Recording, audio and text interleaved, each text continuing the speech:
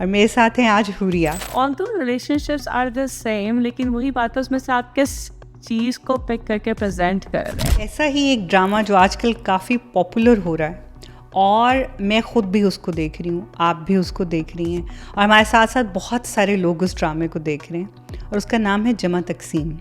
और नाम से लगता है यार ये क्या है जमा तकसीम, कोई हिसाब का ड्रामा है कोई।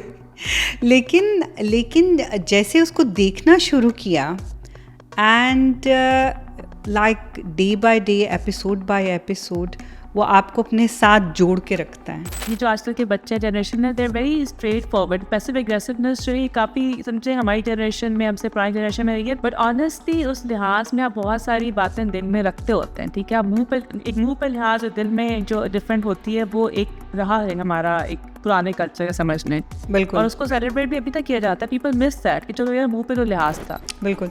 अच्छा, इसमें एक जगह एक वाक़या हुआ था कि जब उसने खाना इतने लोगों का बनाया था तो उसने बड़े आराम से अपने हस्बैंड को जाके कहा कि अगर हर फैमिली अपने लिए थोड़ा थोड़ा खाना बना लिया करे, किसी पे ज़्यादा बोझ भी नहीं पड़ेगा और वैरायटी भी होगी, और जो पेरेंट्स हैं वो जिनको जिसका खाना अच्छा लगेगा वो उसके साथ खा लेंगे।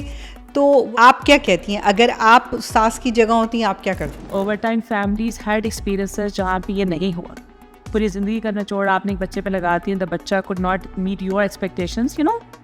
हर पर्सनैलिटी फ़र्क होती है, हर घर के हालात फ़र्क होते हैं। जो एक नया बंदा उसकी ज़िंदगी में आता है बच्चे के, चाहे वो बीवी हो या खामंद हो, वो फ़र्क होते हैं। अच्छा, इस ड्रामे में हमने एक और चीज़ देखी कि छोटी बच्ची, उसके अंदर ये आदत डेवलप हो गई है कि वो दरवाज़ों के पीछे खड़ी होकर बातें सुनती है और उसको ये, उसके माइंड में ये पता है उसको कि मैं जब किसी की बात जाके कोई ख़बर दूंगी then I will get chocolate और आई विल गेट ट्रीट।